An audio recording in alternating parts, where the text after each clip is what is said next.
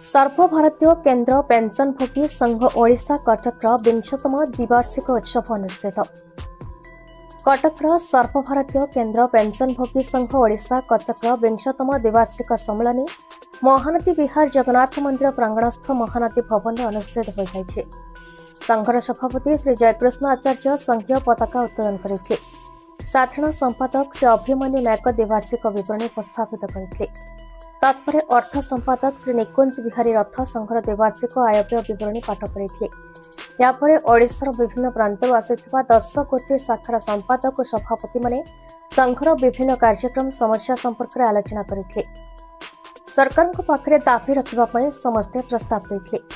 दाबीगुड़िक है सरकार बंद रखिथिबा 18 मासर महंगा भत्तार तुरंत प्रदान, 65, 70, 75 वर्ष पूर्ति शतकड़ा 5 हार वर्धित पेंशन प्रदान, पेंशन कम्यूटेशन अंश को 15 वर्ष परिवर्ते 12 वर्ष बाहर करवा, नूतन पेंशन प्रणाली परिवर्ते पुरातन पेंशन पद्धतिर पुनः प्रचलन, चिकित्सा भत्ता को मासिक 1000 टंका 5000 टंका को तुरंत वृद्धि करवा, कौनसी मासर 1 तारिख में जन्मित व्यक्ति को पूर्व मासरे अवसर देवा परिवर्ते सही मासर शेष तारिख में अवसर प्रदान।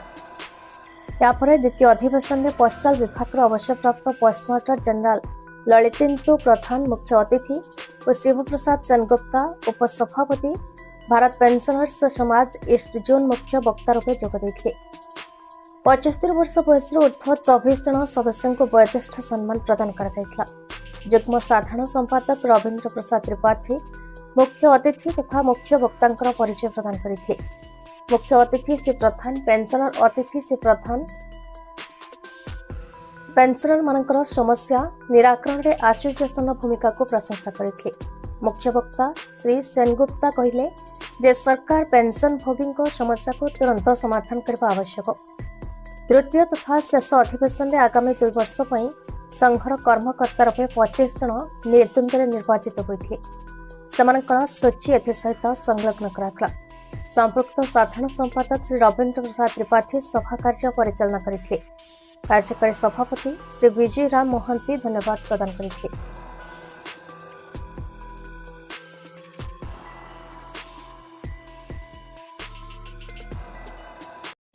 आमर all India central government pension association general secretary अच्छी एवं आमर ये जो संस्था आज की 40 वर्ष है चली। आमर प्रथम लेट भ्रमर महांती ये मानस पुत्र आम तापर ऑर्गेनाइजिंग करी श्रृंखलार सहित भल भाव में संस्था को चलैचु।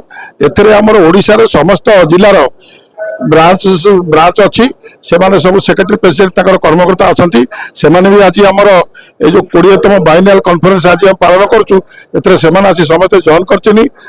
आज आम डिस्कसन प्रथम पॉइंट थिला कौन कहार असुविधा सुविधा अच्छी तेणु आम ब्रांच मैंने सब असुविधा सुविधा कहले आम समाधान कौन करूँ से विषय कहलु।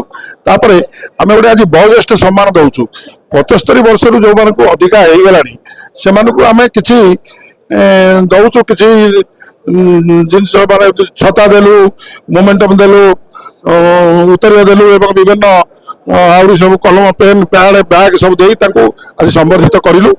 या आमर आम संस्थार अन्य कार्य अच्छी आमर गुड़े डिमांड सरकार पूरण करना।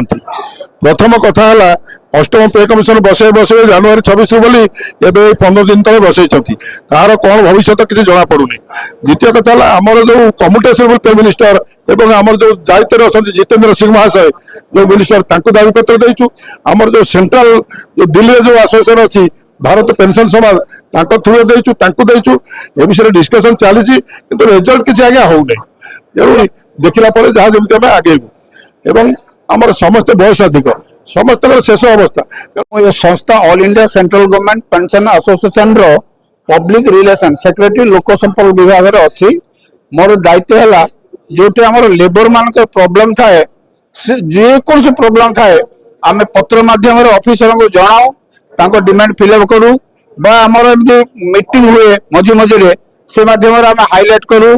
आमर पॉलिटिकल किसी ना आम जहाँ लेबर परिश्रम करवा कथा बाद आज मीटिंग मत दायित्व दिया मीडिया को डाक हाइलाइट कर जमी लोक बुझीपारे लोक लोचन को आम ग्रीवेंसेस जीव ताको करिया पे दायित्व दिया हैतला एथि द्वारा हमरो बहुत लेबर उपकृत होइछथि कारण पेंशन पाई नांती ता मै लागिलु वृद्धाश्रम में जाके वृद्धाश्रम दुख बुझुछु कौन से स्कूल रे लाइट नहीं फैन नहीं कल नहीं सेमान को आम बुझुछु आमर भी सेमान प्रति किसी अवदान अच्छी आम सेवादान किसी करछु ए आमर प्रति 2 वर्ष थर हुए आम ब्रांच मानक प्रति वर्ष थरे लेखा हुए यही सब काम आम आग्रह करने आम समस्त अनुरोध करुँ आम संस्था जॉइन करूँ जार जहाँ प्रोब्लेम करी आमर अंगदान शरीर करूँ पुणी से ट्रिटमेंट करूँ जहाद्वारा से किछिटा उपकृत हुए।